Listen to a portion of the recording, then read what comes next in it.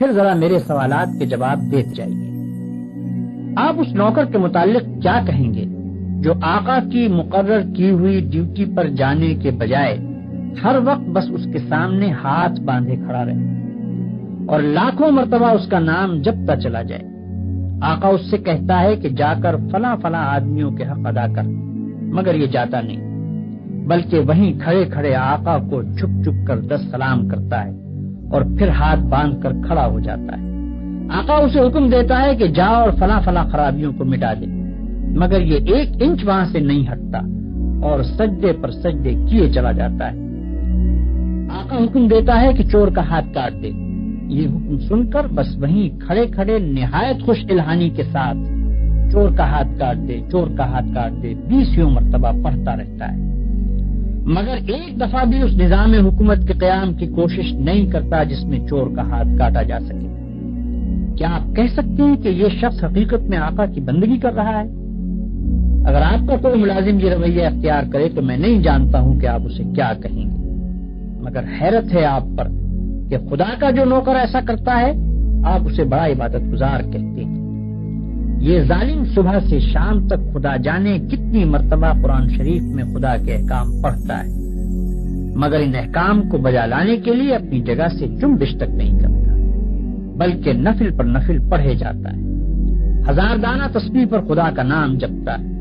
اور خوش الہانی کے ساتھ قرآن کی تلاوت کرتا رہتا ہے۔ آپ اس کی یہ حرکتیں دیکھتے ہیں اور کہتے ہیں کہ کیسا زاہد عابد بندہ ہے۔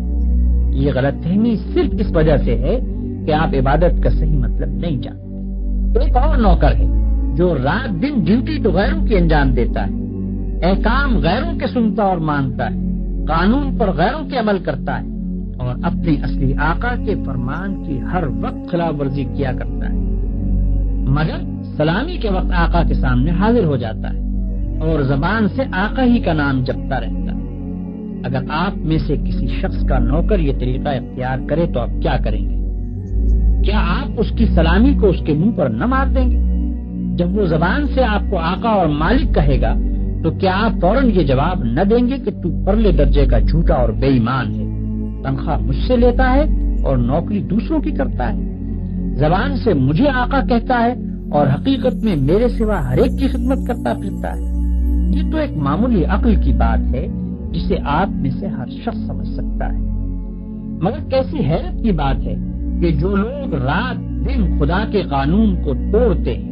کفار و مشرکین کے احکام پر عمل کرتے ہیں اور اپنی زندگی کے معاملات میں خدا کے احکام کی کوئی پرواہ نہیں کرتے، ان کی نماز اور روزے اور تسبیح اور تلاوت قرآن اور حج و زکوٰۃ کو آپ خدا کی عبادت سمجھتے ہیں۔ یہ غلط فہمی بھی اسی وجہ سے ہے کہ آپ عبادت کے اصل مطلب سے ناواقف ہیں۔ ایک اور نوکر کی مثال لیجیے۔ آقا نے اپنے نوکروں کے لیے جو وردی مقرر کی ہے یہ ٹھیک ناپ تول کے ساتھ اس وردی کو پہنتا ہے، بڑے ادب اور تعظیم کے ساتھ آقا کی خدمت میں حاضر ہوتا ہے، ہر حکم کو سن کر اس طرح جھک کر بصر و چشم کہتا ہے کہ گویا اس سے بڑھ کر اطاعت گزار خادم کوئی نہیں۔ سلامی کے وقت سب سے آگے جا کر کھڑا ہوتا ہے اور آقا کا نام جپنے میں تمام نوکروں سے بازی لے جاتا ہے، مگر دوسری طرف یہی شخص آقا کے دشمنوں اور باغیوں کی خدمت بجا لاتا ہے، آقا کے خلاف ان کی سازشوں میں حصہ لیتا ہے اور آقا کے نام کو دنیا سے مٹانے میں جو کوشش بھی وہ کرتے ہیں اس میں یہ کمبخت ان کا ساتھ دیتا ہے۔ رات کے اندھیرے میں تو آقا کے گھر میں نقم لگاتا ہے اور صبح بڑے وفادار ملازموں کی طرح ہاتھ باندھ کر آقا کی خدمت میں حاضر ہو جاتا ہے۔ ایسے نوکر کے متعلق آپ کیا کہیں گے؟ یہی نہ کہ وہ منافق ہے، باغی ہے، نمک حرام ہے، مگر خدا کے جو نوکر ایسے ہیں ان کو آپ کیا کہیں گے؟ آپ سمجھتے ہیں کہ ہاتھ باندھ کر قبلہ رو کھڑے ہونا، گھٹنوں پر ہاتھ رکھ کر جھکنا، زمین پر ہاتھ ٹیک کر سجدہ کرنا اور چند مقرر الفاظ زبان سے ادا کرنا، بس یہی چند افعال اور حرکات بجائے خود عبادت ہیں؟ آپ سمجھتے ہیں کہ رمضان کی پہلی تاریخ سے شوال کا چاند نکلنے تک روزانہ صبح سے شام تک بھوکے پیاسے رہنے کا نام عبادت ہے؟ آپ سمجھتے ہیں کہ قرآن کے چند رکوع زبان سے پڑھ دینے کا نام عبادت ہے؟ آپ سمجھتے ہیں کہ مکہ معظمہ جا کر کعبے کے گرد طواف کرنے کا نام عبادت ہے؟ غرض آپ نے چند افعال کی ظاہری شکلوں کا نام عبادت رکھ چھوڑا ہے، اور جب کوئی شخص ان شکلوں کے ساتھ ان افعال کو ادا کر دیتا ہے تو آپ خیال کرتے ہیں کہ اس نے خدا کی عبادت کر دی اور اس کی تخلیق کا مقصد پورا ہو گیا، اب وہ اپنی زندگی میں آزاد ہے کہ جو چاہے کرے۔ لیکن اصل حقیقت یہ ہے کہ اللہ نے جس عبادت کے لیے آپ کو پیدا کیا ہے اور جس کا آپ کو حکم دیا ہے وہ کچھ اور ہی چیز ہے۔ وہ عبادت یہ ہے کہ آپ اپنی زندگی میں ہر وقت ہر حال میں خدا کی اطاعت کریں اور ہر اس قانون کی پابندی سے آزاد ہو جائیں جو قانون الہی کے خلاف ہے۔ آپ کی ہر جنبش اس حد کے اندر ہو جو خدا نے آپ کے لیے مقرر کی ہے، آپ کا ہر فعل اس طریقے کے مطابق ہو جو خدا نے بتا دیا ہے۔ اس طرز پر جو زندگی آپ بسر کریں گے وہ پوری کی پوری عبادت ہوگی۔ ایسی زندگی میں آپ کا سونا بھی عبادت ہے اور جاگنا بھی، کھانا بھی عبادت ہے اور پینا بھی، چلنا پھرنا بھی عبادت ہے اور بات کرنا بھی، حتیٰ کہ اپنی بیوی کے پاس جانا اور اپنے بچے کو پیار کرنا بھی عبادت ہے۔ جن کاموں کو آپ بالکل دنیا داری کہتے ہیں وہ سب دینداری اور عبادت ہیں اگر آپ ان کو انجام دینے میں خدا کی مقرر کی ہوئی حدوں کا لحاظ کریں اور زندگی میں ہر ہر قدم پر یہ دیکھ کر چلیں کہ خدا کے نزدیک جائز کیا ہے اور ناجائز کیا، حلال کیا ہے اور حرام کیا، فرض کیا چیز کی گئی ہے اور منع کس چیز سے کیا گیا ہے، کس چیز سے خدا خوش ہوتا ہے اور کس سے ناراض ہوتا ہے۔ مثلاً آپ روزی کمانے کے لیے نکلتے ہیں، اس کام میں بہت سے مواقع ایسے بھی آتے ہیں جن میں حرام کا مال کافی آسانی کے ساتھ آپ کو مل سکتا ہے۔ اگر آپ نے خدا سے ڈر کر وہ مال نہ لیا اور صرف حلال کی روٹی کما کر لائے تو یہ جتنا وقت آپ نے روٹی کمانے پر صرف کیا یہ سب عبادت تھا، اور یہ روٹی گھر لا کر جو آپ نے خود کھائی اور اپنی بیوی بچوں اور خدا کے مقرر کیے ہوئے دوسرے حقداروں کو کھلائی، اس سب پر آپ اجر و ثواب کے مستحق ہو گئے۔ آپ نے اگر راستہ چلنے میں کوئی پتھر یا کانٹا ہٹا دیا اس خیال سے کہ خدا کے بندوں کو تکلیف نہ ہو تو یہ بھی عبادت ہے۔ آپ نے اگر کسی بیمار کی خدمت کی یا کسی اندھے کو راستہ چلایا یا کسی مصیبت زدہ کی مدد کی تو یہ بھی عبادت ہے۔ آپ نے اگر بات چیت کرنے میں جھوٹ سے، غیبت سے، بدگوئی اور دل آزاری سے پرہیز کیا اور خدا سے ڈر کر صرف حق بات کی تو جتنا وقت آپ نے بات چیت میں صرف کیا وہ سب عبادت میں صرف ہوا۔ بس خدا کی اصلی عبادت یہ ہے کہ ہوش سنبھالنے کے بعد سے مرتے دم تک آپ خدا کے قانون پر چلیں اور اس کے احکام کے مطابق زندگی بسر کریں۔ اس عبادت کے لیے کوئی وقت مقرر نہیں ہے، یہ عبادت ہر وقت ہونی چاہیے۔ اس عبادت کی کوئی ایک شکل نہیں ہے،